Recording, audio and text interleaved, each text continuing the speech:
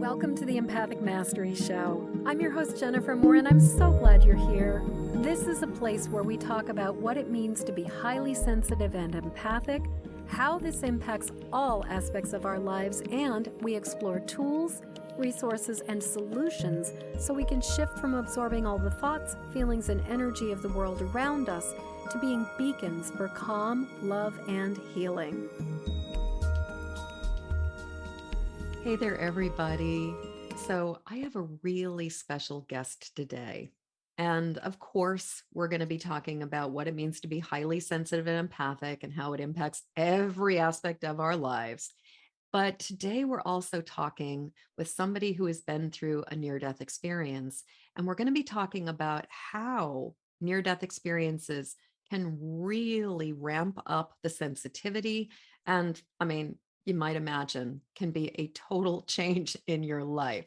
So, Nicole Kerr is an award-winning health and wellness expert. Throughout her 30-year career, she is focused on supporting thousands of people from every walk of life to make realistic, meaningful choices for lifelong health. As a 19-year-old cadet at the U.S. Air Force Academy, Nicole went through a transformative NDE. Her pursuit of improving her own health led her to inspire others to reach the overlooked domains of emotional, energetic, and spiritual well-being. Welcome, Nicole. I am so glad you are here. Thank you so much, Jen. I am absolutely delighted to be spending my afternoon with you. I am so delighted to be spending my afternoon with you. So I always like to start at the very beginning, whatever you think of as the very beginning. What was it like for you? Were you a highly sensitive child? And if not, what was that like? And when did you become highly sensitive? But tell me your story. Let's start with whatever feels like the right place to start. I think I probably came in as a sensitive, empathic person. Mm-hmm. However, as soon as I got out of the birth canal, that stopped because I was born into a family that was highly religious, highly structured, meaning military, rule-based. The father representative of the Heavenly Father. So this is the way, these are the rules, and you will do what I say. And so the ability to broaden or get support for anything that was out of the realm of what my parents knew was not going to be supported. So my experience started when I was 18 years old, and at that point deciding where to go to college. And my father always wanted one of his 4 children to follow in his footsteps. So I signed up. I wanted to be his favorite girl and favorite child, actually, not just girl, because I had 2 brothers. And I signed up, and I actually passed all the criteria to be one of the first female cadets in the United States Air Force Academy. Wow. So my class was the class of 86. The first class graduated in 80. So I went up there, and I just had no idea what I was really, really getting into in terms of the abuse. And it was on a physical level, it was on an emotional level, a mental level, and a sexual level. So, and the academies are still dealing with that, especially in the sexual abuse category. And so I knew at 3 weeks into boot camp, when we got to make our first call home, no cell phones back then, you couldn't talk to anybody. Right. We're talking 1986. Yeah. And this would have been 82 when I went 82. Oh, wow. Yeah. So you were class of 86. Yeah. So it goes 4 years. Wow. Okay. Yeah. So it was really, I got my 3 minutes on the phone. My mother answered it, and I started crying, Jen, and I couldn't quit crying, hyperventilating. That went on for 30 minutes. Okay. Then the commander comes in and said, Kerr, get off the phone, go sit over there and pull yourself together. And I didn't realize it till decades later that was my first panic attack.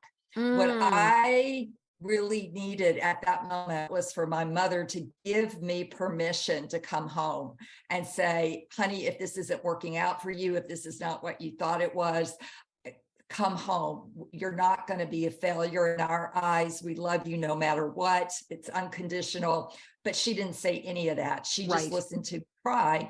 And then she turned, as she told me later, to my dad and said, what have we done to her? And he's like, oh, she'll be fine.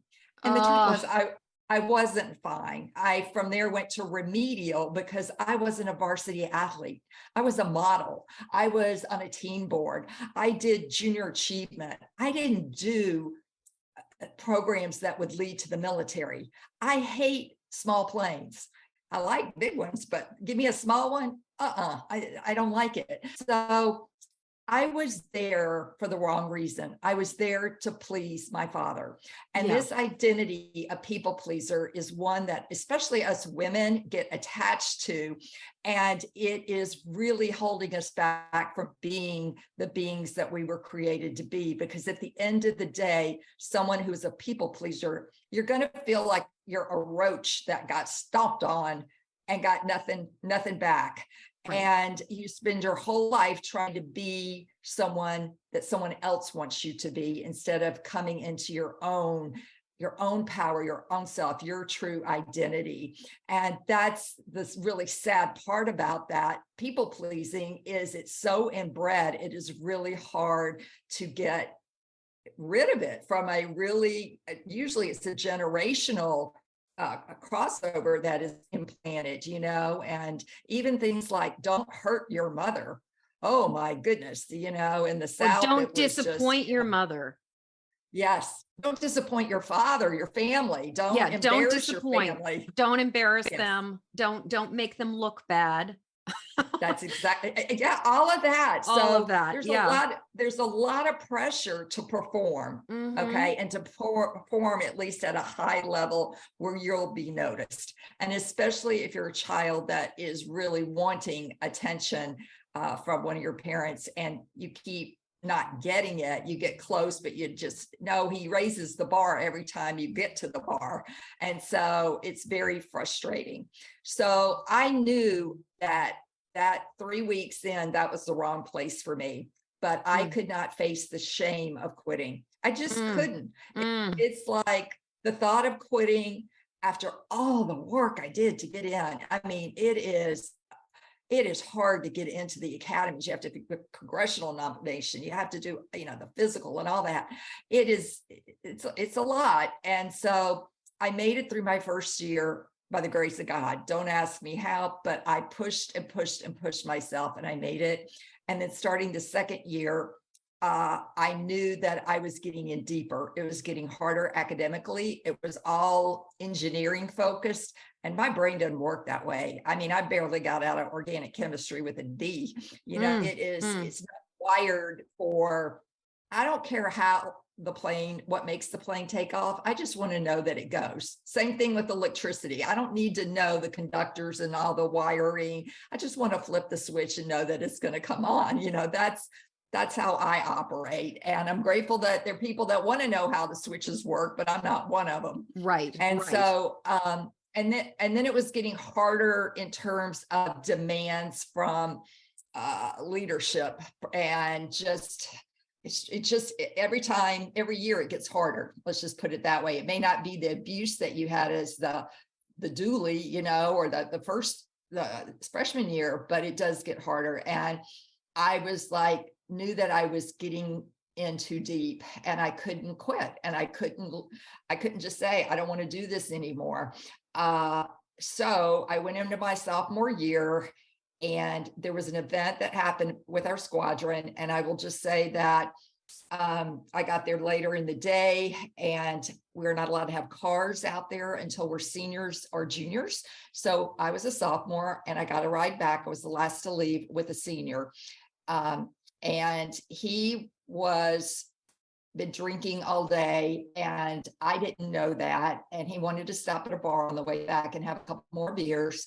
So I wanted to be cool. I wanted to have fun. I didn't date in high school, and yet I'm going to school with 4,000 guys. And my dad's rules were no dating, other cadets, no smoking and no drinking. So needless to say, we never made it back to the academy. We were supposed to be back by 7:35, and wind up, we were in a Corvette convertible, and the car, he wrecked the car at 72 miles an hour, flipped over.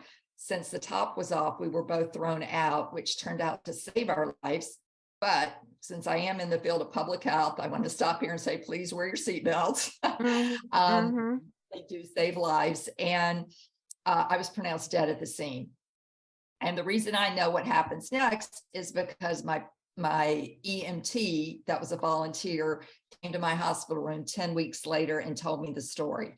And then for my book, I had put together all my medical records, the police reports, the district attorney reports.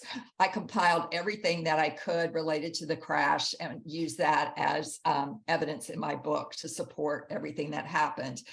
So what had happened was there was a house nearby, and a group of people in the house heard the crash, immediately came out, couldn't get any vitals on me, went in and got some blankets and covered me up.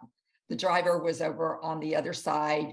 He was conscious and had some scratches on his back, but he was not talking right. He was telling the police that other people were driving the car, not him, and which wasn't true. So there was a lot of, the trooper knew that he'd been drinking. They did a blood test. He was double over the limit of Colorado. So clearly drunk. And then when the paramedics arrived on the scene and all the units, this man, John, took, he told the bystanders, look, I call the shots here. I have to pronounce this woman dead. So he said he started working on me, couldn't get any vitals. So did something called a sternal knuckle press. And that is what caused my right eye to flinch and my pupil to dilate.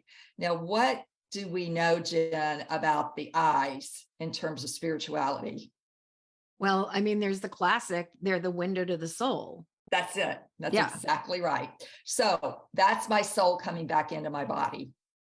Wow. I'm just getting, as you're speaking, I just keep getting these waves of chills as you're talking. I just like from the sort of the beginning of the story, it's just like one chill after another. So it really, my life to survive this is amazing, but that's all he could get. So I had major injuries. I had cut my left foot off. I had cut the whole inside of my legs, a 4th degree laceration between my anal and sphincter muscle.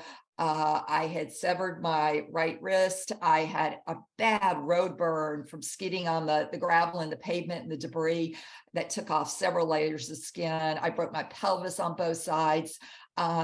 So it was nasty. It really, really was. And so they got me to the nearest hospital, which happened to be a community hospital, not equipped for trauma, but they couldn't move me either. So it just happened on call that night was the first woman surgeon in the state of Colorado Springs. In the city of Colorado Springs. She was the first woman who went to medical school at Jefferson College in Philadelphia. She's a maverick. Is what I'm trying to say. And I needed her on my team. The EMT was a maverick, and I needed him on my team. He was a former Navy SEAL. And then the nurse that was with me the whole 4 months, she was OCD, and I needed a compulsive oriented nurse because I had to have 2 nurses on me. I was so high need in terms of all my injuries. So I spent the next 4 months in the hospital, 7 weeks in ICU. My blood pressure when they got to me was 60/0. So you can see how they thought, and there's just no life in me. And so all I remember from all of that in terms of the accident was bright white light. And it wasn't blinding light. It was just this clear, bright white light. So in 2006, 19 years later, my memory of the accident came back. Okay. I had no memory of it, 0. I went on into physical therapy to learn how to walk again and go back to school and get my degree. My mother did not think I needed mental help. The doctor there said Nicole needs trauma therapy. And mom said, no, Jesus and God are our psychiatrist and psychologist, and they'll take care of her. And that's just not true. It's not true. It's not that true. is not what God and Jesus are about. No. And I needed help. You needed help. And because I didn't get that help, it turned into an eating disorder. In 1983, I was compulsively eating. So I went back to college at a really highly visible, image conscious school called Southern Methodist in Dallas, where my sister went. Not probably the best choice now that I look at it, but I was living with her. So my parents said, you're physically ready enough to go live with her, but I wasn't mentally, and I certainly wasn't spiritually. So I immediately developed to shut the pain down. And the fact that I had been with my mother for, about 9 months, now we're totally separated, and I had become codependent on her because I was back to an infant. That breakup just devastated me. I was alone. And so compulsive eating back then really wasn't identified and treated as a eating disorder. It was just pretty much anorexia. So now it's known as binge eating or binge purge cycles. Yeah. So I went into the field of nutrition thinking I could fix myself. If I figured out what was going on with the food, well, then I could just control the food, because it's always a control issue somewhere in the line. And I had no control over the driver and what happened. So the only thing I can control, because I can't even control what my body's going to do in terms of a reaction to a medication, to a surgery, to anything, but I can control that Ben and Jerry's, but I can't really. I eat the whole pint or the pizza. So when you study it, you understand it, but it still didn't help me deal with it. I had to get into therapy to start dealing with it. Yeah. I mean, your entire nervous system has just been literally like you were like thrown up in the air and just like shaken and tossed on the ground. And then the recovery, I mean, it makes total sense that with no support, you had to find some coping mechanism. And I've been reading lately a lot about attachment theory and about how our nervous systems co-regulate with our mother's bodies and our mother's nervous systems in utero and for the first couple of years of our life. And so it sounds to me, when you were saying how you were kind of very codependently connected to your mother, I would actually argue that you probably had reverted to a place where you were co-regulating with your mother and needed her nervous system in order to function well. And so and then of course the correlation between food and nurturing and food and mom, you can't have your mom. Well, then of course you're going to go to the food. Totally. I also want to pull out a thread about, because you drew out something that I've heard before. And when I was in seminary, I found this, I ran into this mentality at times with the more conservative Christians of this idea that, it's therapy or Jesus, that it's, and that somehow, if you are devout enough, if you are committed enough, that Jesus and the Bible and scripture and all of that is just going to make it all better.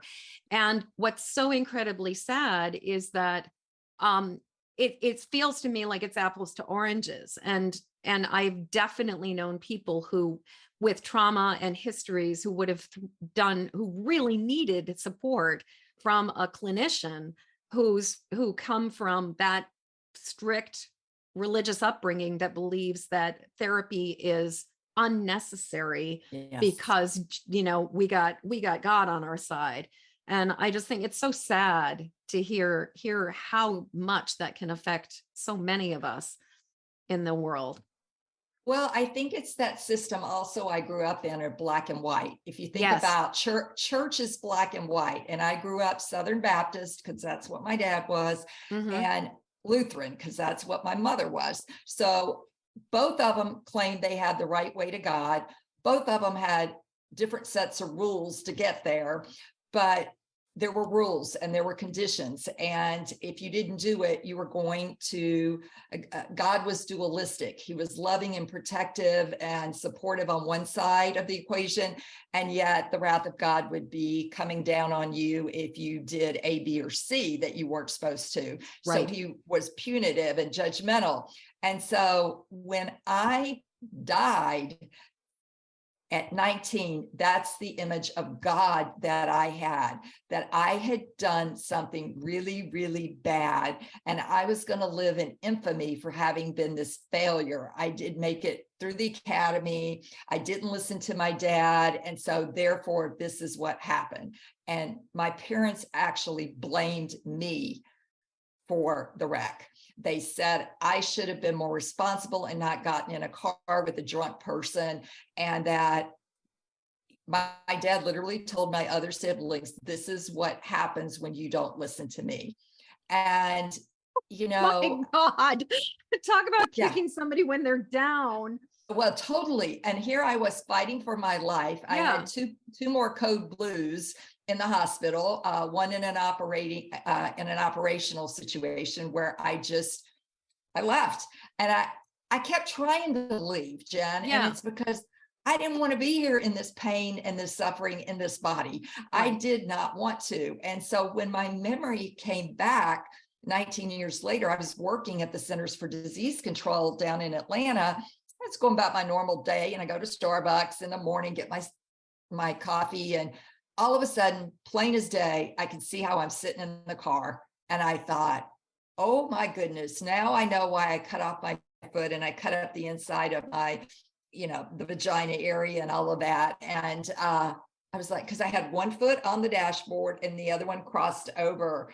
And so it made total sense to me that I went butt up through the windshield, cut the foot, cut all this. It saved my head, basically. I mean, I still had a traumatic brain injury because of being unconscious for at least 12 hours, and it saved my spine. But it got almost everything around it. But still, I'm not paralyzed. I did in one operation have to have a colostomy to divert the stool, so that whole area where the rectal area is could heal. And so thank God they were able to reverse that a while later. But for a 19-year-old who'd never had sex before to wake up from surgery and have this bag hanging out with her intestine, I was shocked. Yes. It was just Yes. like, no one's going to want to be with me, and it just, it was a roller coaster. And I mean, a roller coaster for the 4 months that I was there. But when my memory came back, I want to get back to that because what I remembered was sitting in the car. And I just was like, I started shaking. So I said, I'm not going to work. I'm going to my chiropractor who does body work. And he didn't have any openings that day. And I said, I'm sitting in this office until he can make time for me. And I sat there all day and he finally fit me in. And he said, what you have going on, Nicole, is called repressed memories. And I said, but 19 years later, I mean, that's when the accident took place, was at 19.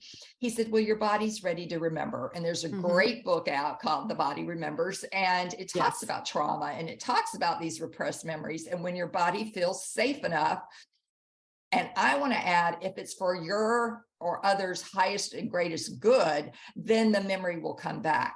But I don't believe if the memory is not for your highest, greatest good or someone else's, that you won't remember. It'll stay repressed because it's not going to be of service. Yes. So what happened was I remembered going through the windshield, and I describe it in my book. And I want to read it because it's pretty visual. Dr. West shifts his hands to a new set of acupressure points as I hear a sigh leave my body. I am spinning around insanely fast, like those tilt-a-whirl carnival rides, grabbing the side of the car door. I scream as my side of the car smashes head on into something. What is it? I realize I can't stop anything, and my voice fades. I fly out of my seat through the windshield. Around me, glass is shattering like splatter paint. I feel pieces of it cutting into my thighs and legs. God, this hurts. And then something slices my foot bad. I tried to shield my face with my hand, my mouth wide open under it. Then I'm in the air for what feels like forever. When I finally hit the ground, I understand that I'm going to die. My mind freezes and I scream, oh my God, help me. Then I have one more final thought. I'm not going to make it. And that was the end of my treatment with him. And he said, Nicole, go home, go to sleep, and the rest of the memory is going to come. So the rest of the memory did come. And when I flew out of the car, that is when spirit, it was like an angel, Casper the ghost is what I called it, came down and my soul flew out of my body. So I didn't hit the ground still with my soul in the body. And that is why I don't remember to this day any of that pain. What I do remember was the pain waking up in ICU going, oh, where am I and what has happened to me? Because I was just even with all the drugs, I was in a lot of pain. So that being who I just found out was my grandfather on my dad's side, who died at my age. Right now, I'm 58 years old, and my granddad had a massive heart attack at 58 in August. And this came to me in August, and the book had already been printed. And I just went, it was my grandfather that knew I could recognize an angel form because we had studied angels. So he lifted me up and I could hear, I was not in a human form. I could hear discussions going on at this level that I was at. And the discussion going on beside me was angels talking about how we have to ask for help on this planet as humans. They are not going to intercede because we have free will unless we ask them. Only in a state of emergency like mine was, where my grandfather came down and swooped me up and caught me and brought me back up. But that is one of the messages that I really want to make sure everyone hears. And I'm going to repeat it again, that you have to ask for help from the angelic realm. And it's going to come, but it may not come in the form that you're thinking of. So what I have done is change the way I pray to the highest and greatest good for all. I don't pray for this person to be cured of cancer because I don't know what the highest and greatest good is for that person or their family. Yeah. So when people ask me to specifically pray that way, I say I can't do that. But what I will do is pray for the highest and greatest outcome for all. Yeah. And they're okay with that, but they're still thinking this vending machine concept. If you put in a certain behavior, you're going to get it. And if you don't, well, then that means you prayed wrong, or, you think about the prayer position we were all conditioned into. So you go, oh, did I not get on my knees? Did I not put my hands in the prayer position? Maybe I didn't bow my head. It's something about you that you didn't do right that caused the outcome to be different, right? Right. Oh, preach. I'm so there with you. And my version is I pray for the best possible outcome and for the willingness to accept the best possible outcome, because it's not always what we think it's supposed to be, but it's, it's like the way we approach prayer is like it's like Santa Claus's list. We go sit on Santa's lap and we say what we want. And then it's even like that whole thing of, if we don't get it, it's because Santa knew we were being bad, but it doesn't work that way. No. And that's what I realized when I heard that message. Then my grandfather, angel being, said to me, Nicole, your message is to tell people not to be afraid of death. And I would, at that point, realize, I'm going back down there. And I'm like, no, please, I don't want to go back, because I was in such a cocoon of bliss and happiness, and just, I can't even find the words to really describe it, but there's like no negativity, no hurt, no pain, no suffering. And I just didn't want to go. I could see my body down there, and I just was like, I don't want to do this. And he's like, you're going back, and so that's when my soul came back in my eye, because the paramedics estimated I was out it took them anywhere from 15 to 20 minutes to get to me. So you can see I was dead. I Yeah. mean, and Yeah. so it's interesting, when you talk about God, when my memory came back, I really realized God is not this duality God. And I have a client, she was 6 years old when we were talking, and she was so scared about going to hell because she came from a fundamental evangelical church. And I said, well, how do you see God and, your concept of God? And she was so eager to tell me, she said, God is a blue spirit with colors and balloons and all these different colors. He has no head, but he can talk. And I thought, clearly this little girl is still having a direct experience with God with no filters from other people. And what I've realized and started piecing together is when you think about that bright white light, Raymond Moody, who coined the term near-death experience, he said that is the most common characteristic of near-death experiences. Now, I've gone on in my book to list the other 10 common NDE experiences, which are all positive. I want people to hear this. They're positive. You do not die. Yes, your physical vessel dies, but your soul lives on forever. Hence, you are deathless. That's why I have the audacity to say that, because your soul is eternal. Mm-hmm. And so, I think it's really, really important for people to understand that what is their concept of God? Because if they stay in a duality form, they're going to be in fear. And fear is a lower vibration, and fear is you're going to lose your clarity in fear. Yes. You're not going to make aligned choices if you're coming from the fight, flight, or freeze. Yes, that amygdala. You totally bypass. You're not even in the amygdala. You're in the brain stem at that point in time. Like it's like you're just like in total flop there. Yeah. So, it's a term called spiritual amnesia. We forget who we really are, and we come back to remember who we really are. And a lot of times that means that you're going to have to make some hard choices about being around toxic people, or, questioning these belief systems that have been handed down, and say, wait a minute, that doesn't make sense anymore. And they're sabotaging you, and you don't even know it because it's at an unconscious level. It has been the first 20 years I just got on with my life because I didn't know what happened. And my parents blame me, and I figure, well, they must know better than I do that I tried to have some fun once in my life, and boy, did I get slapped down. And so I've got to be an even better girl. So I just really tried harder and harder to please my parents, do what they want.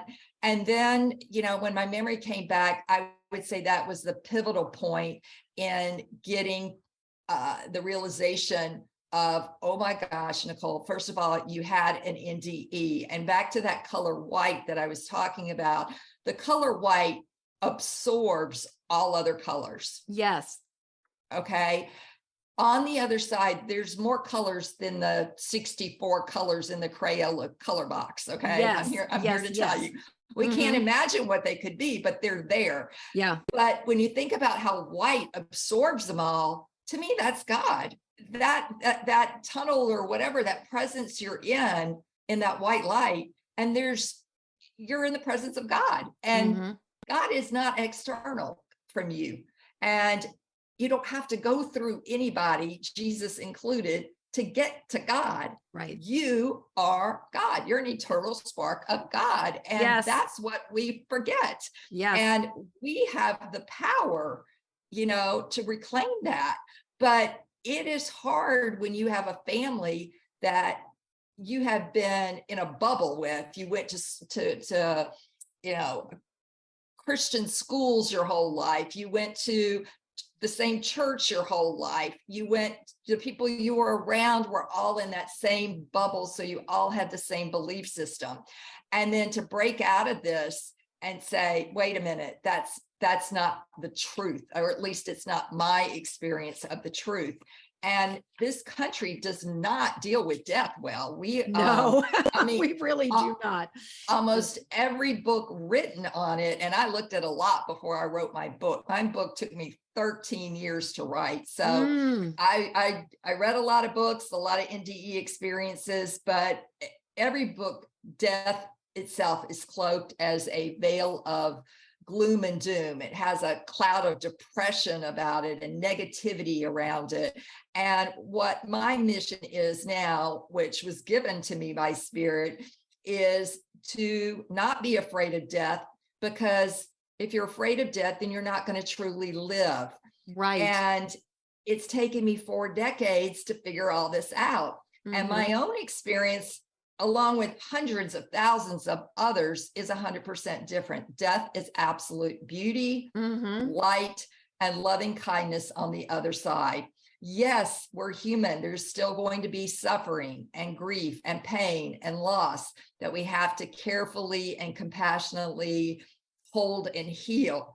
But the cosmic content is benevolent and extraordinary. And knowing the true context enables us to live a happier life, to prepare for our own graceful passing, and also to support others as they approach their own transition. So I'm here to help change the worldview, vibration, and cultural misunderstandings surrounding death. And to do this, we have to start addressing the difficulties getting there, which are our fears.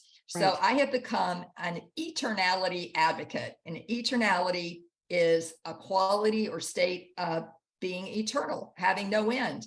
So we are all endless. And that is my new term, and that is what my new mission is. Actually a vocation, Jess, at this point in my life. You know, I've done the dietitian thing, I've done the telling people what to eat, and I realize they can't do it when they're getting hijacked by triggers and stress. Exactly. They know better, and it's not their fault. They just are unconscious about it. And I just want people to know, you know, in my book, I talk about there's been enough people that have had these experiences that they have studies now to show that there are 10 common lessons, and you're not judged. This is a huge one, because we are a very judgmental society, even Christians. Even though Jesus said, judge not lest you be judged, there's a lot of hypocrisy and judging still going on, and we're seeing somehow we missed the memo on that one. Yeah, big time. Big time. I mean, some of the most judgmental people I've ever met have been Christians, actually. Yes. Yeah. Yes. Yeah. And look at all the abuse, you know, in the churches, including the Southern Baptist churches. It's all coming to everything, and everyone is connected. We're at a point in our society, we haven't quite gotten there. We're still very divisive, but we have to realize we're energy, God's energy, everything is energy, and we're all interconnected. And I guess I will say love is the only thing that matters. We have to learn to love ourselves first, unconditionally, and understand what that means. So all these messages that you may be telling yourself, you need to be screening yourself, and they need to be love. And that's why I'm wearing my heart shirt today. I noticed you're wearing a heart shirt. That's awesome. You know, and I put little hearts over my heart, you know, and I thank my heart, because God, my heart works hard. My lungs work hard, you know, every day. And that's gratitude right there. Even if you can't find anything else to be grateful for today, is that autonomic system is doing that for you, you know? Yes. Nicole, there are so many pieces to this story that I'm just so struck by. And one of the things that I keep thinking about is the piece of, you were so, like, how much people pleasing and going against your own instincts ultimately caused your death. Like, and that, just really thinking about how, in my experience, I really believe we set boundaries in healthy ways, or the boundaries get set for us, or we set boundaries in unconscious ways. And I mean, like, talk about an ultimate, like, getting you the get out of jail free card. I mean, except it wasn't free. You paid a great price for this experience or to be able to get out of the military. Because I mean, it's so striking to me how you could not leave because of the rules and the family agreements and the shame and the judgment and everything. Like you really were between a rock and a hard place. And it was sort of like, this was your only like legitimate exit plan that would allow you to get out with grace, except that even with that, your parents were still blaming you. And then I think, I can only imagine how, as raised as a Southern Baptist, never dating, like really, in a very, very rigid, very strict family, I'm like, how sheltered were you? You must have gone through total culture shock going into the military. But then like, even the whole idea of like recognizing, like you didn't even recognize the guy was drunk. Who would have taught you that? How would you have known if you had been living this life of such shelter? And so it's just so, this story is just so spectacular. And I also just love the message that you are bringing about our eternity, about the fact that we are deathless, and also that, and I've had this exact same experience regarding help and divine intervention and the angels, especially. We have to ask. We absolutely have to ask that we're not going to get, they're not just going to intercede because of our free will. We must request that support. So many like jewels in everything that you were saying. Well, I will tell you, in the epilogue, I had a roommate at the academy and she quit. My accident was in August and she quit that December. Highly motivated, commandant's list. She was stellar. She quit and didn't tell anybody and didn't stay in contact with me or my other two roommates for 38 years. And I found her on Facebook and we did a Zoom call in May. And the first thing she said was, Nicole, I'm so sorry I caused the accident. And you're going to have to read the book to find out why she has carried that, but that's why she quit the academy. Oh. And when she told me what she told me, I couldn't believe I didn't know it earlier. I didn't remember that part, but it goes to the blame that I put on myself. She was blaming herself. She was blaming herself. And what was she, 19 years old? Yes. From a small town. Yes, exactly. Yeah. Like as if she could prevent it. Yeah. But what went down before the wreck, I had not remembered the communication. And so when she told me that, she'd never told anybody else. She just left. And she said, man, if I would have just done what you asked, Nicole, our lives would be so different. So the epilogue is really important to read and that happened 2 months before the book got published. That was not coincident. I was just like, oh my goodness, the pieces still coming together almost 40 years later. So that's why it's taken me, they talk about the Israelites wandering around in the wilderness for 40 years. 40 years. Literally, my entire adult life has been dedicated to understanding, managing my health, my well-being. I didn't get married till I was 40 because my memory of what happened was he was trying to make a sexual pass at me and he got angry at me when I said no, turned the wheel of the Corvette and it spun out.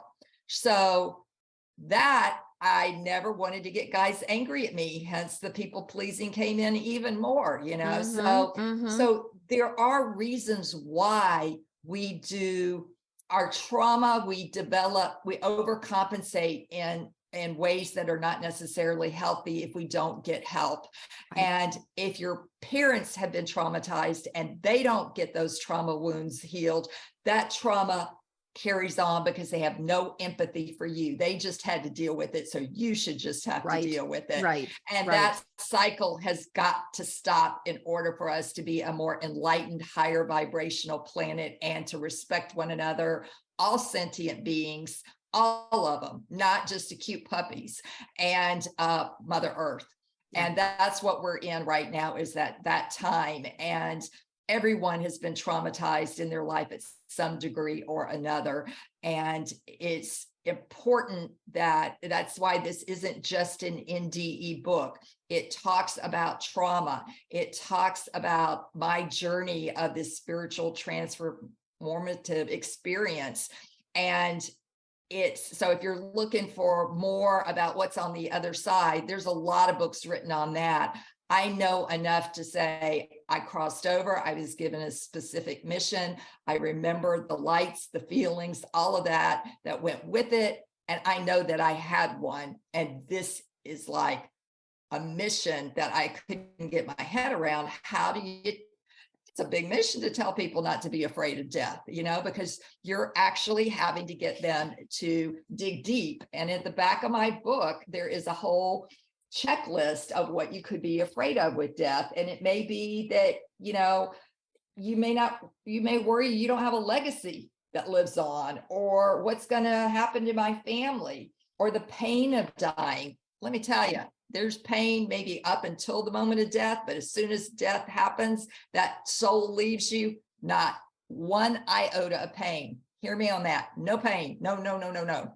So, there's book club questions in there. And I tell people, if you get together and read my book as a book club, you're going to have some intense, deep conversations, but you need to have them.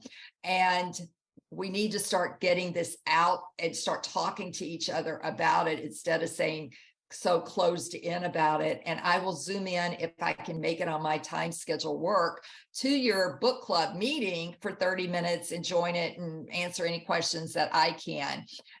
So I offer that as something free to people with the book. It is, it really, I hope the comments that have gotten have been overwhelmingly positive. It is a fairly short read, and most people say they can't put it down once they start. Mm-hmm. And it's got pictures. And it's got pictures. Hey. And I will be doing an audio. I start next week starting to do the audio, because I do realize there's a large market that don't like to read anymore, and are too busy to read or whatever. So that will be coming out hopefully the beginning of the year. Well, and it's also not necessarily just that some people don't like to read. It's also that some of our brains don't read well, that we don't process written words. We process auditory words. And so, it's also, if your brain, if you have the neurodiversity of written word is not as easy, audiobooks are great. And I'm somebody where for myself, I love audiobooks also, because especially when they're read by the author, I get so much more from hearing you tell the story than I do from necessarily reading the words. And, and I love the combo. So that's awesome that you're going to be doing the audiobook. I will say, having recorded my own audiobook, I am sending you all kinds of love and blessings. It is an arduous process. The book, I don't think anything can be more arduous than writing and publishing this book, because I can tell you, I have filled up, I don't know, my whole cloud has got so many writing prompts in it, but you just have to stay with it. And there is a divine timing to this, and it needed to wait till now to get out in the world, especially with the pandemic and everything else that's been happening. And the baby boomers, which is, I'm at the end of that generation, they're starting to see the mortality of their parents are dying. They're the next ones. And they're starting to go, I may not live forever. Well, you may not live till tomorrow either, right, and I think that's the way I certainly wasn't thinking about that at 19 years old, No, I'm just trying to think of what else to talk about, because this has just been such an amazing, actually, I know what I want to talk about. I want to talk about, we're living in a time where you were saying, and everything you're saying is confirming the things that I've been picking up as well. And that, the idea of recognizing ourselves as interconnected and recognizing, but also the illusion of fear, the lie of fear. And yet it seems like we're in this dance right now where we just keep doubling down on fear and doubling down on threat. It's almost like, are we trying to learn this lesson? Are we pushing ourselves to the point?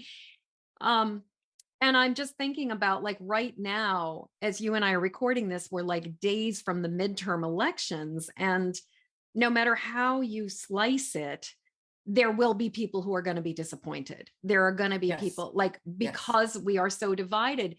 And I know that there are just a lot of people who are just kind of like fearful for what comes next in our world.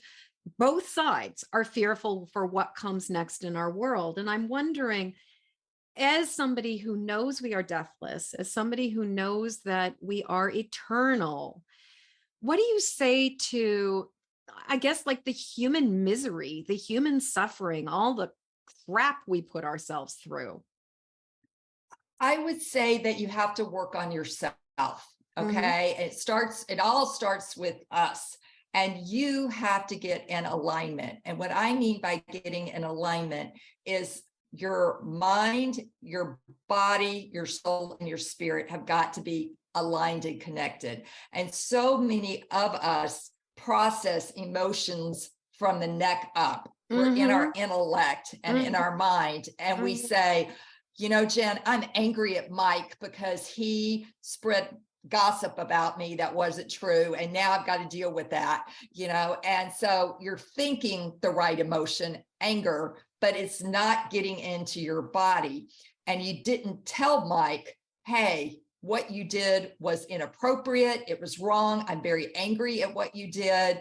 How could you, you know, whatever, you didn't address it, you just swallowed it. And a lot of us were taught to swallow difficult emotions. Yes. And we have a very emotionally illiterate country when it comes to emotions. Mm. We, Mm. yes, we have learned bad, sad, mad, and glad. You're so right.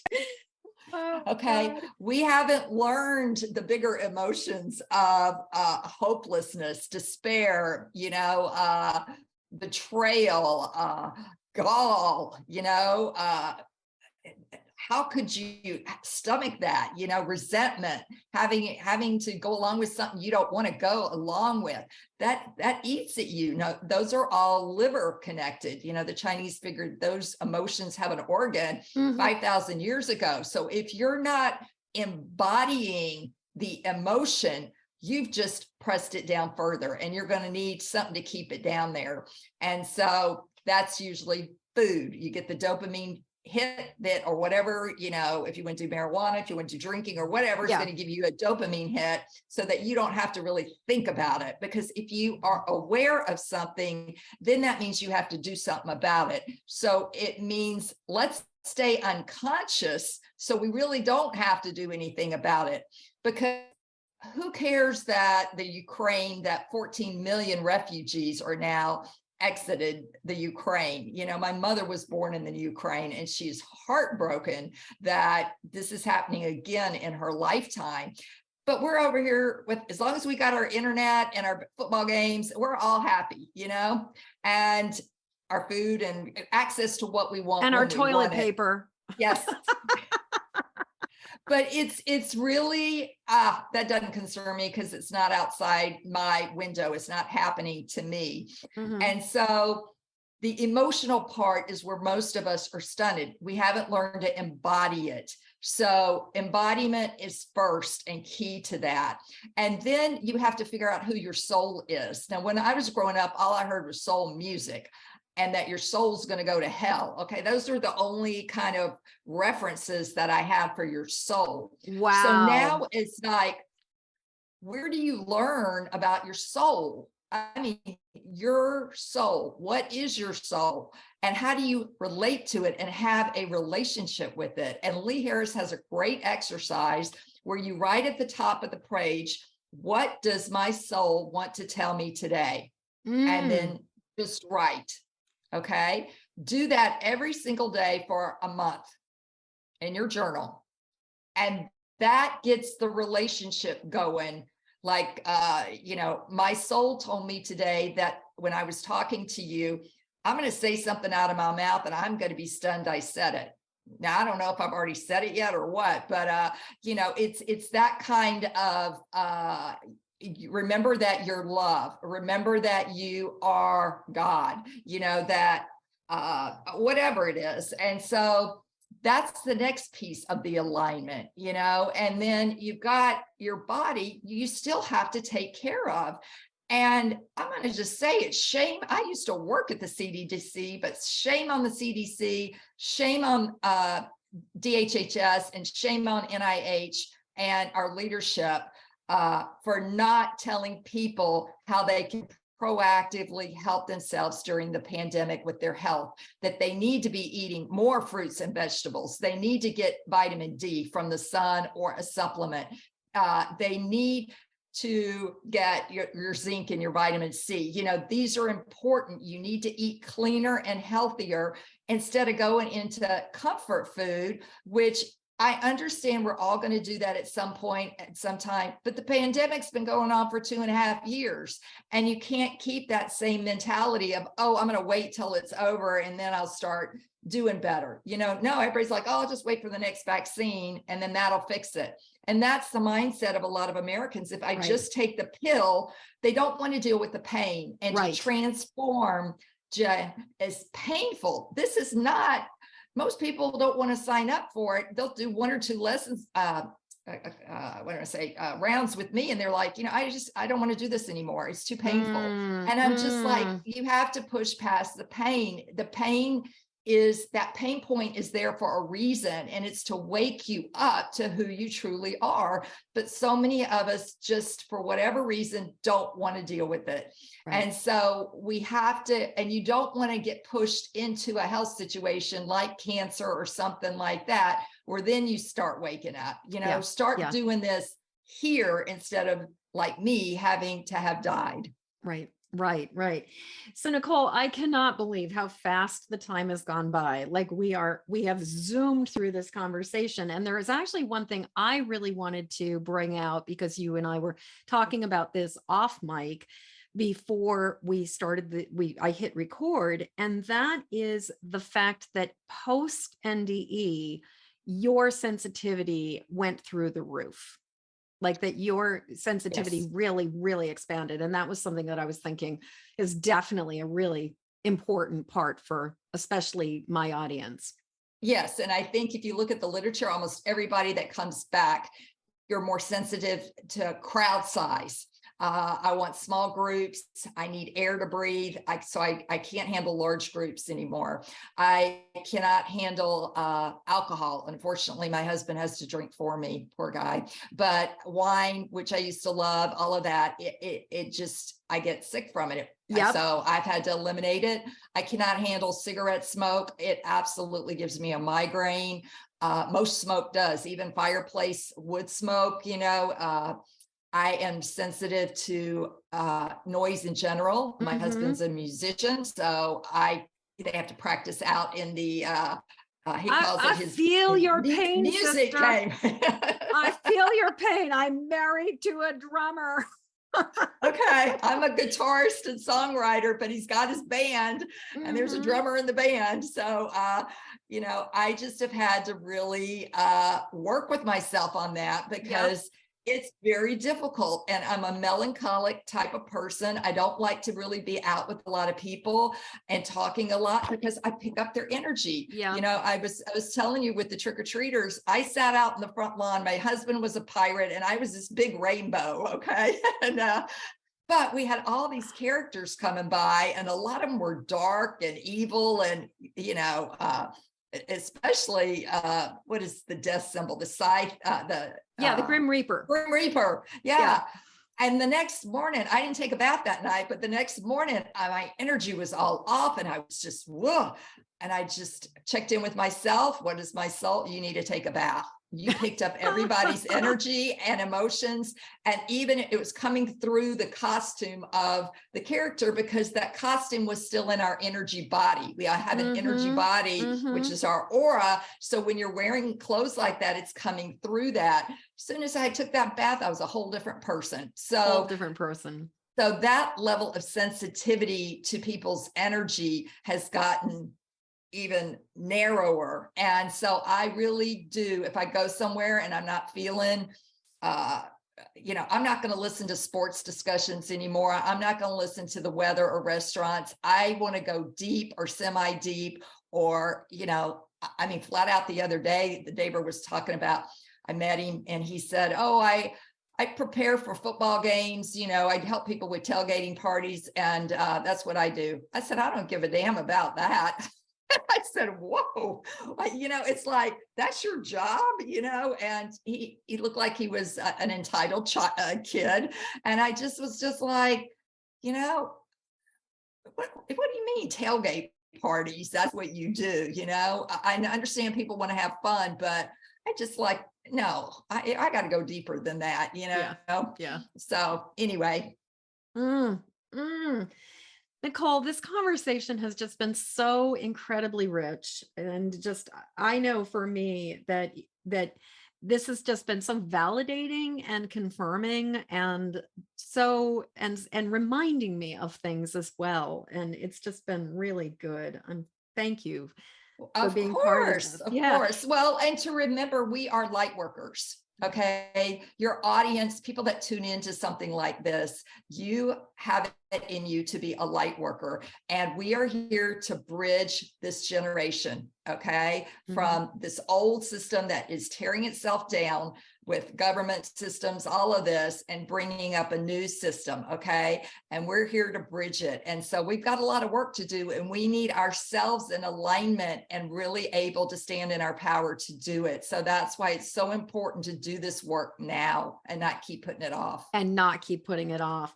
So before I let you go, I love to ask this question, and I'm going to pre-frame it by explaining what I believe we can do. So I really believe that part of the idea of this podcast is that we exist outside of time and space, and that this podcast is a broadcast that sort of is relating to the fabric of time. And there are points which right now it's like the fabric of time is folding over on itself. And the point that we are in right now is touching the point of where you were at a crucial moment in your life. And what we say now, what you say now, we can send back, we can broadcast to that part of you. And so what I'd love to do is send a transmission back to the Nicole who was struggling mightily. I'm not sure what exactly the moment, whether it was in the waking up in the hospital bed or joining the millet, crying on the phone, and feeling completely bereft and lost. But I would love to hear, like, I'd love for you to send, like, imagining that you're there with her. Maybe you've got your hands on her face and you're just looking in her eyes and telling her exactly what she needs to hear. What do you need to tell her? What does she need to hear? Let's imagine that we are there with her and you're giving her this message. I am so very sorry, Nicole, that I deserted you. My family deserted me. They let me go into this institution, but I deserted myself by not saying no and not respecting myself enough to trust that if I could just speak my truth, that I would be okay. I didn't know I would be okay. And so I want to just apologize for deserting her, because I did. And it was, it's been really sad and very lonely. And I want to say that I ask for forgiveness from her for what I put her through by sending her away. And that I love her very much, and she's the most important thing in my life. I love you very much, and you are the most important thing in my life. Is there any other word of encouragement that you would give her, like knowing that what does she need in terms of encouragement? I want you to know you have permission to speak your truth at any time, any place, anywhere, and know that you're okay. You're safe to do that. Speak your truth anytime, any place, anywhere, and know you are okay and safe to do that. Because we are deathless. Yes. Nicole, this has been such a rich conversation. And I will say, I've been struck by certain parallels, and you and I are around the same age. So we have a similar timeline, and I was in a car accident, like at the age of 18. That was So I'm just like, oh yeah, yep. I am, Wow. yeah, yeah, really grateful for this conversation. This has been so incredibly rich. So Nicole, how do people get in touch with you? Obviously, you have an amazing book that people need to rush out to get. Yes, and the book Yeah. is titled "You Are Deathless." Do you want to hold it up in front of the screen so we can, because You Are Deathless. Okay, and Awesome. a near-death experience taught me how to fully live and not fear death. And I want you to know up there is under my credential, right there, BTDT. And of all the alphabet letters after my name, that's the most important to me, is been there, done that. Been there, done that. I put it as an actual credential. I love that. You can find me. The book is available on Amazon. It is right now, it's $9.99 as a paperback, but it comes in hardback and it's in Kindle. It's on Barnes and Noble. It's where is it? Books A Million, I think, and then Goodreads. So it's pretty much out there on the standard platforms. And then you can reach me. I'm on Facebook, I'm on Instagram, and I'm on LinkedIn. LinkedIn is Nicole Kerr Consulting. And then Nicole.Angelique.Kerr is Facebook, or Nicole A. Kerr. And then my Instagram is Nicole.Angelique, my middle name, Angel. Notice the angel in that, IQUE, Angelique, .Kerr. So you can reach out to me on any of those platforms as well. And my email address is Nicole@NicoleKerr, KERR.com. And so I'm assuming NicoleKerr.com is also a place where people can connect with you too. That's my main website. That's your main website. Perfect. And so guys, Nicole. everything, including the book link, will be in the show notes so that you can come on over to empathicmasteryshow.com and grab all of this from Nicole. Nicole, thank you so much for sharing your time with us and sharing your soulful, heartfelt, amazing story. This has just been so rich. Oh, thank you so much, Jen. I really appreciate the afternoon with you. And I just want to say blessings to everyone. Happy holidays, and to keep working on yourself. Don't give up when it gets hard. There's just keep the persistence going, because there always is the light. It never completely goes out. Never, ever completely goes out. Oh, thank you. Thank you. Thank you. So good. As we come to the end of this episode, I'd love to hear what you're taking from this show. Please jump over to empathicmasteryshow.com to leave your comments. In the show notes, you'll find a link to grab your copy of my Empathic Safety Guide, 3 Basics for Finding Calm in the Eye of the Storm. And while you're there, please subscribe and follow this show. And thank you for your help sharing this show with the people who need it. Please help me to spread the word and send this podcast to friends or family members who need support living as highly sensitive empathic people. Then join me again when the next Empathic Mastery Show airs. Okay, one last time. Hop over to empathicmasteryshow.com for your Empathic Safety Guide. And until next show, shine on. We need you and your gifts here on this planet. So please don't judge your empathic rainbow by colorblind standards.